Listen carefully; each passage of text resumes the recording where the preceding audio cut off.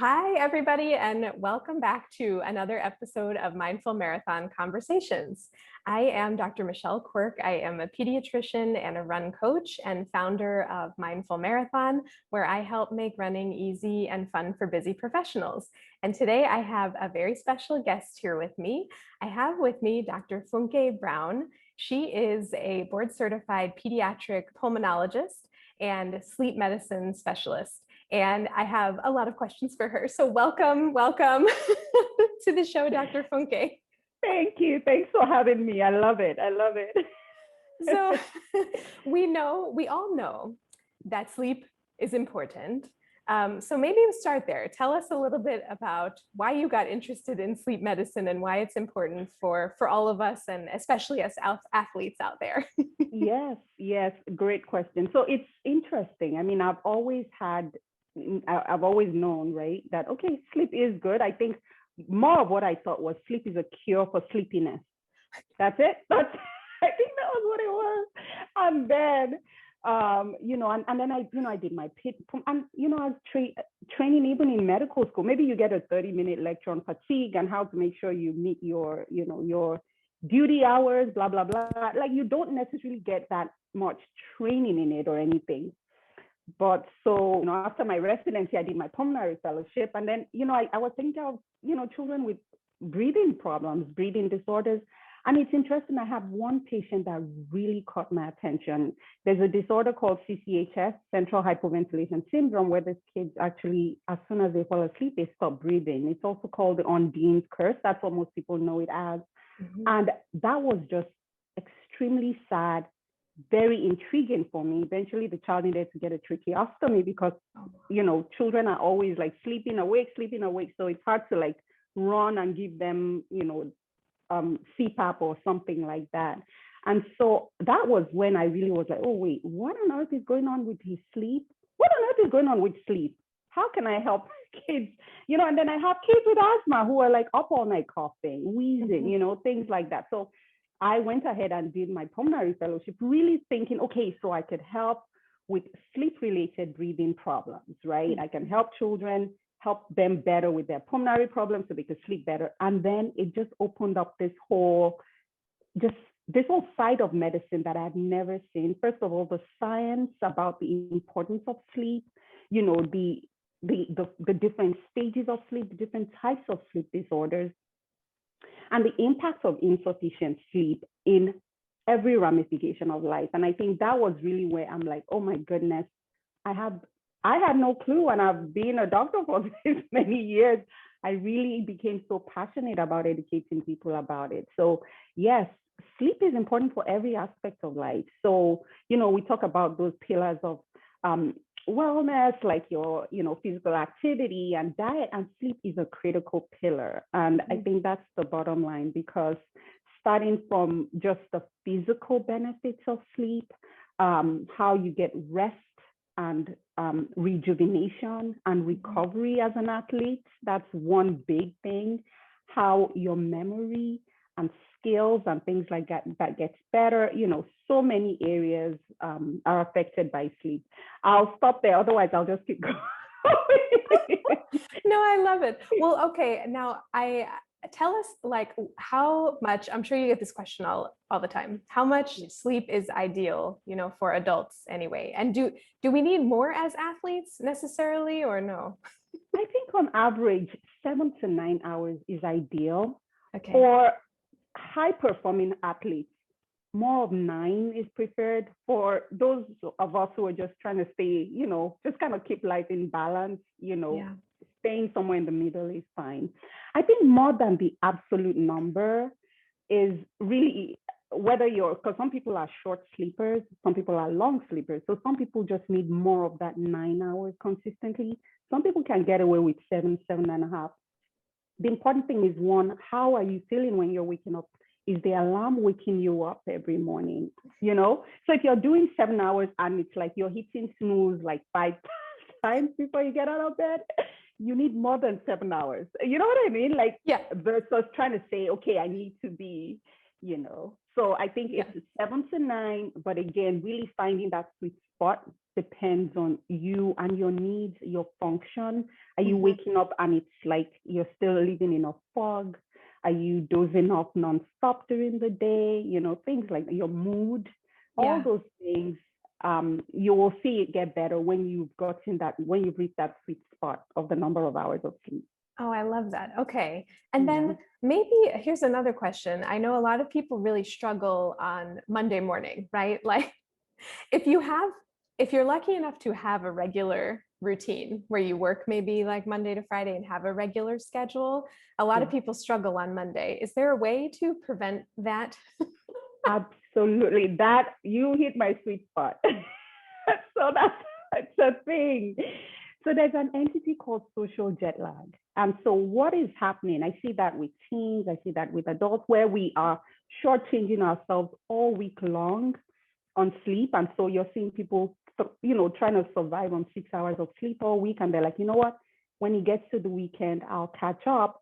And so on the weekends, they're sleeping in till like 11 a.m., 12 noon. Meanwhile, on the weekdays, they may be waking up at whatever, like 6 a.m. or 7 a.m. So you have literally traveled from the East Coast to like, I don't know, California and come back. You know what I mean? And you know how you feel?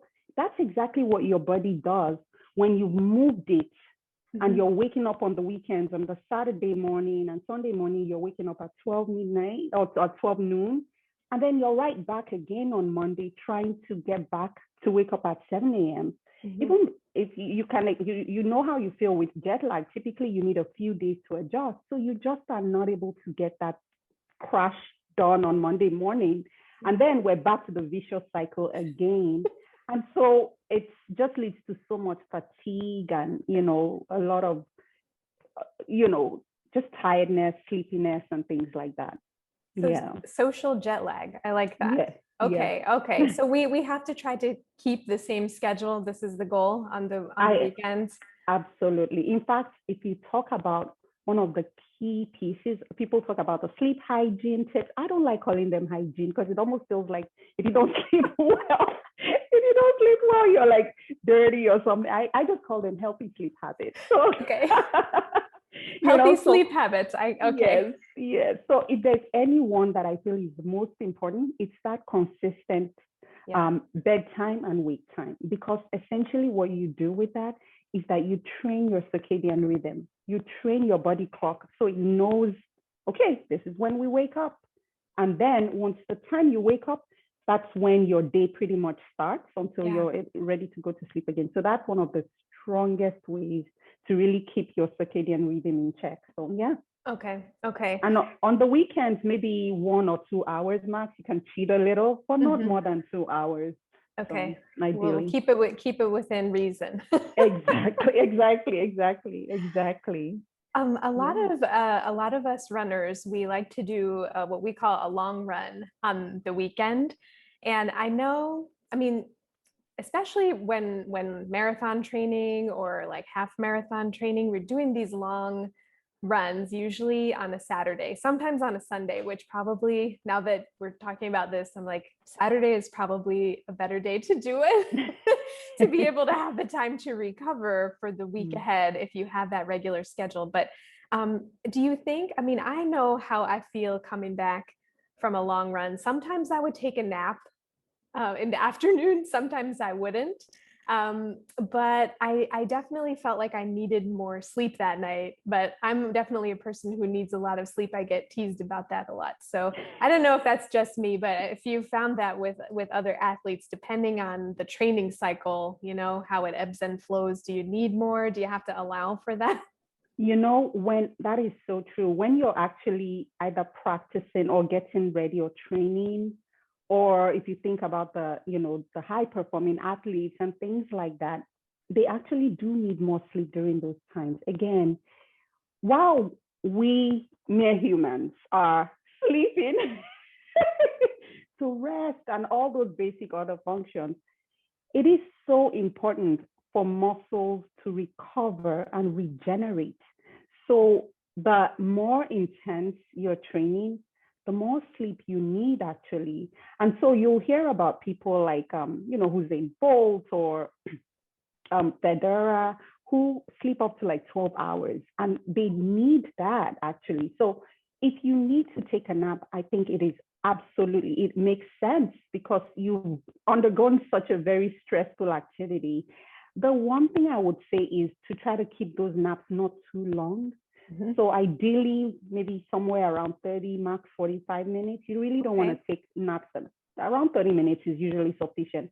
The reason why is if you take really long naps, you start to have that sleep inertia, right? I'm sure you felt the way you wake up and you're just feeling so foggy and kind of slow and things like that. So you want to limit those naps to as short as possible and earlier in the day, such that if you take a nap around 4 or 5 p.m., the problem is that you may not have enough sleep pressure to be able to fall asleep at the regular time at night.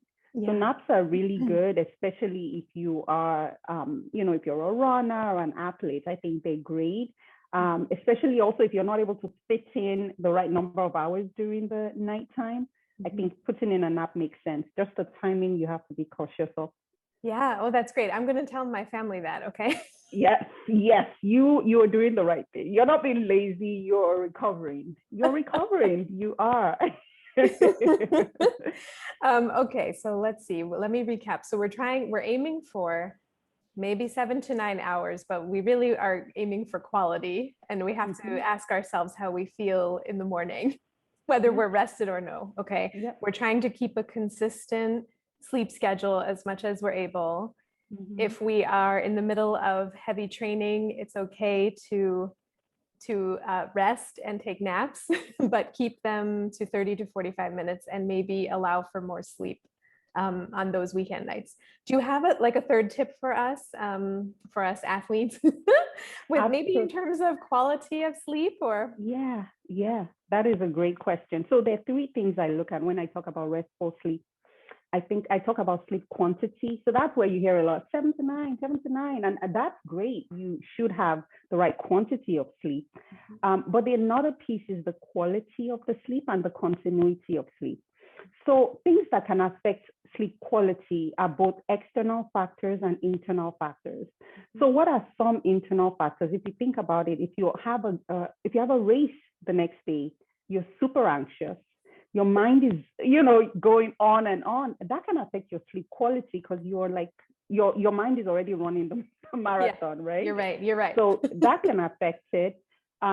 Things like, if you have an underlying medical problem, if you have like restless leg syndrome or something like that, that's really affecting your sleep. That can affect your sleep quality.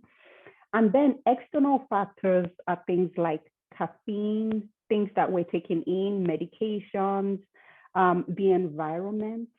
So if you have a room that's warm, that's not optimal for sleep. Your room should be cool. It should be dark. It should be noise free as much as possible. So all those things really help you achieve restful sleep.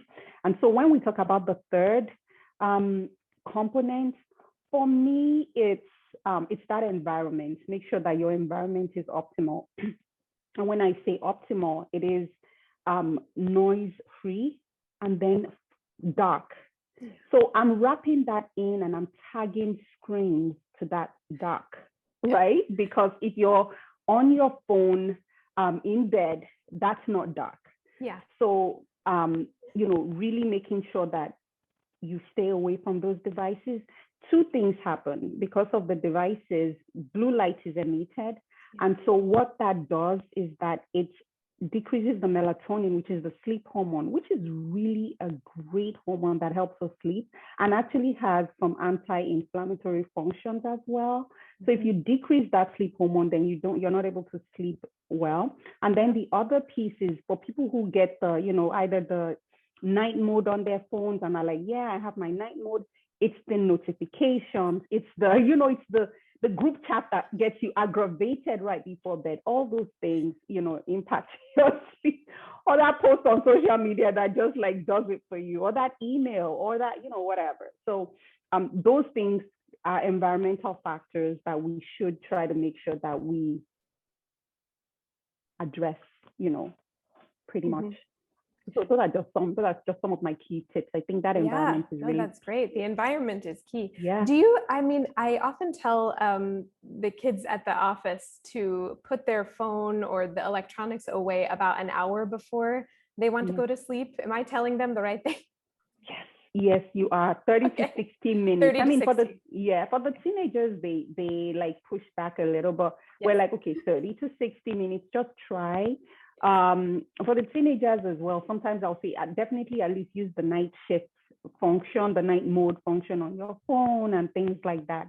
So Yeah. that's really helpful just Yeah. to really get them because you find out with here in the US, we don't have that wind down culture is not there. You're Yeah. busy, busy, busy, busy, and then you hop into bed, Yeah. you Yeah. know? So So true. really having that, I think that's really important. This is one more question for maybe our night shift workers. How to, I'm thinking about night shift, you come home in the morning. When I used to work night shift, we had like blackout curtains.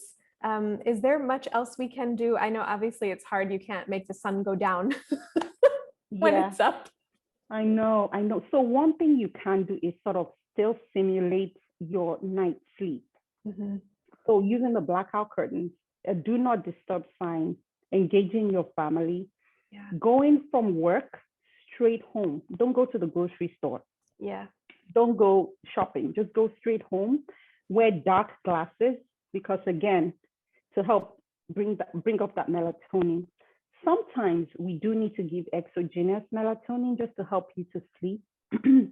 Then you just try to get as much sleep as possible during that time. Mhm. And another thing that helps you prepare if you have another shift coming up is to try to take a nap closer to when your shift starts to really just give you a little bit of an edge. Yeah. So Oh, it that's is, great. it's you just have to try to get as much sleep and kind of, have a mini routine again. So don't go from Yeah. your scrubs straight into bed, say take a warm shower, do a little bit of meditation, dark curtains or blackout curtains, all that Yeah. really will help. Oh, this is great. These are such good tips. I never had trouble sleeping, whether it's at night or when I did night shift. I never had trouble sleeping during the day. I like to sleep, I guess. But I I know love many, it. many people do have trouble. I know. Oh, you are so blessed. That is Oh, thank good. you. I That know. Except everybody makes fun of me. And I tell my husband I'm still making up for all this lost sleep from residency, but that was a long time ago. I know, but I don't think you can make up. I think you're but just keep doing it. Keep doing it. Okay. I think what's also helping you sleep is the fact that you do run. Yeah. So exercise is really important to help us with sleep. So that's really good. So that's probably also why Yeah. as well. Yeah, yeah. Oh, well, this was wonderful. I feel like I got way more than 3 tips. That was like 10. I will have to go back and listen and write them all. Write I them all think for us.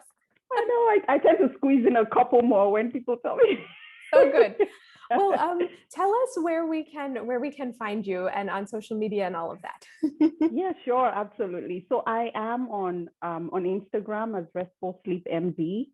So you'll find me there and also on Facebook as well. I have a Facebook page, Restful Sleep MD. My website is coming up really soon, so stay tuned. It's gonna be, guess what? RestfulSleepMD.com. So yeah, so be on the lookout and I'll have like really, helpful tips on how to get good sleep. And then if there's specific sleep issues people are going through and they want like little tidbits in terms of directions on where to go and who to turn to, and I can definitely provide that as well. Oh, that's wonderful. Well, congratulations on the website. And Thank I'm you. looking forward to seeing it and all of the wonderful things that you are about to put out into the world. So Thank thank you. thank you so much for joining us and sharing your knowledge. I know it helps everyone and especially the runners out there too. Yeah, thank you. Thank you for having me. This was fun. Thank you so much for joining us for this episode. If you liked it, please subscribe and share it with a friend. And if you are a newer runner or a runner who hasn't run in a while and you're looking to get back into the sport, you can find out how to work with me over on my website, which is mindful-marathon.com. See you on the next episode.